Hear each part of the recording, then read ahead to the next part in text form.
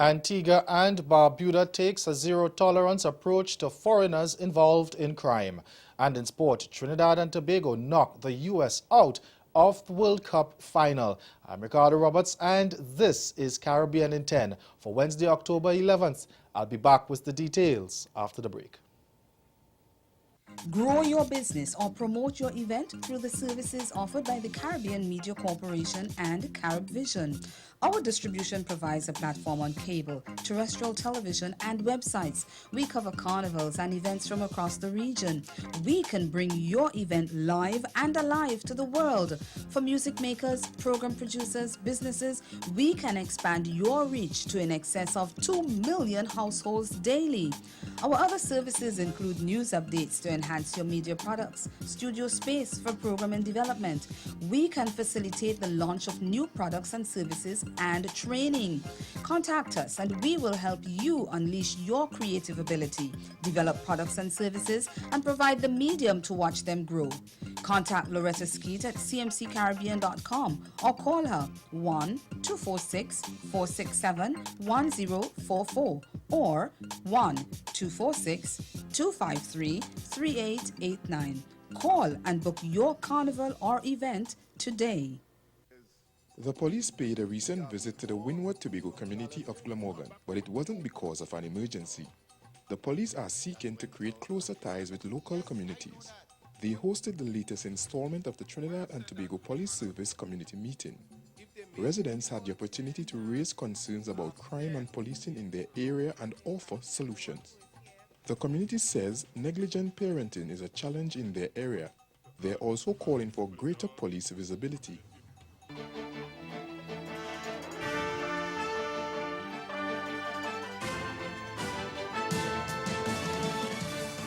Antigua and Barbuda is systematically rounding up foreign nationals involved in crime and sending them back home. Prime Minister Gaston Brown made the disclosure in Parliament yesterday, revealing that over the last week, 2 people were seen, or who were seen as national security threats, were deported, and at least 4 more individuals are to be declared persona non grata. He told Parliament that his administration will no longer accept criminals from the Caribbean community. Brown said, quote, "We are taking a very, very tough decision that if you are not a citizen of this country and you violate the laws, especially when it comes to gun laws, almost invariably you are leaving the country. If you serve time, when you finish serving your time out, you go. This is not a position that we will negotiate," end quote. But Brown also warned that naturalized citizens of the Twin Island nation won't be protected from deportation either once they find themselves on the wrong side of the law.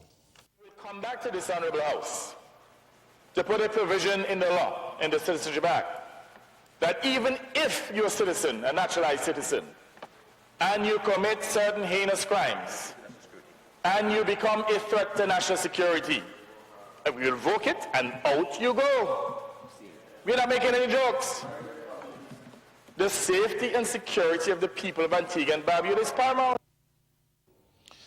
In other news now, the devastation caused by recent hurricanes to some of the region's tourism-dependent nations has prompted organizers of the Caribbean Tourism Organization's annual State of the Industries Conference, SOTIC, to pay some extra attention to helping countries mitigate natural disasters.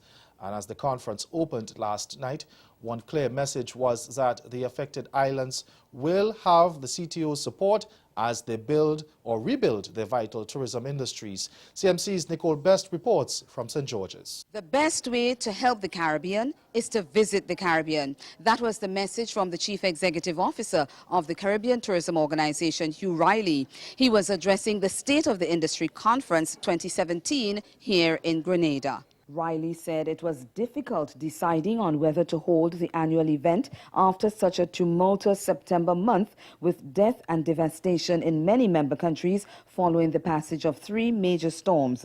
However, the CTO boss said this SOTIC will help to strengthen regional bonds. This must be the one where we learn from the events of the recent past, using those lessons to build a better, stronger future. the one where we accept that any one of us can be knocked down hard at any time, but we must learn how to fight through the pain and rise again. And in an attempt to help countries rise again, CTO Chairman Dionisio de Aguilar announced that a special recovery and rebuild session has been added.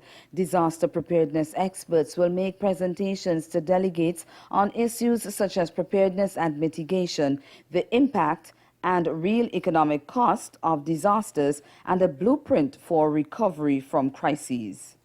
Key recommendations emerging from the session on Thursday morning will form part of a comprehensive document which we believe will have industry-wide international significance. And we expect these recommendations will help inform our future strategies.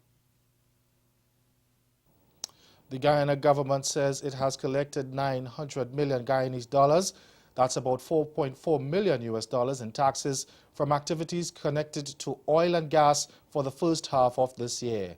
Companies in the industry pay withholding tax. Minister of Finance, Mr. Jordan, noted that the amount collected so far might have been from the resolution of one or two issues that were pending with some of the companies.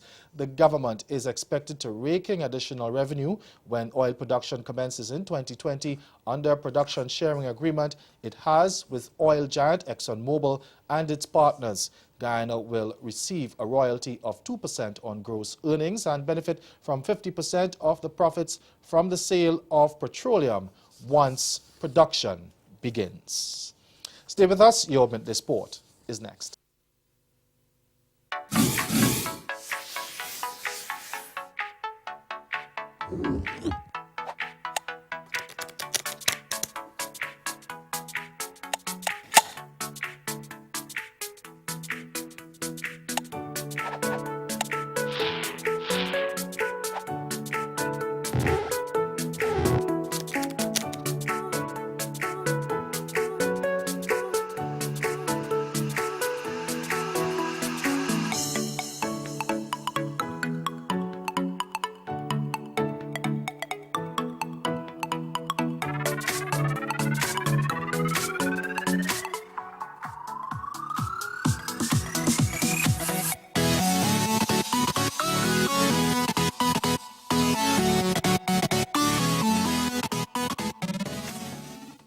Nod your heads nice and big if you understand.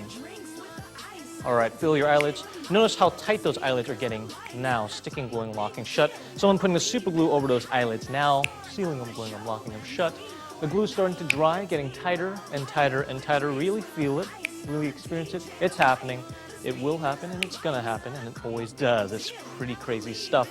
To the point where it's completely, totally glued, locked shut, completely, totally glued, locked shut, and no matter how hard you think you can open your eyes, they're just going to stay completely glued.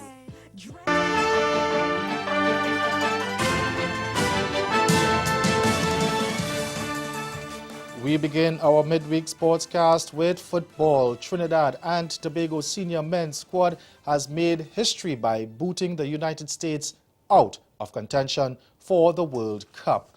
In what was dubbed the most embarrassing night for the U.S., the Twin Island Republic secured a 2-1 victory at the Ato Boldon Stadium in Couva last night. USA needed just a point to seal third place with a far superior goal difference to Panama and Honduras. Now, ironically, it was the U.S. that ended TNT's World Cup campaign 28 years ago when the Caribbean team needed just 1 point to qualify on the road to Italy. The Americans fell behind in the 17th minute on an own goal by Omar Gonzalez. Now, Alvin Jones doubled the home side's advantage 20 minutes later with a 30-yard blast that cleanly beat the U.S. keeper, Tim Howard. That's Caribbean 10. Good afternoon.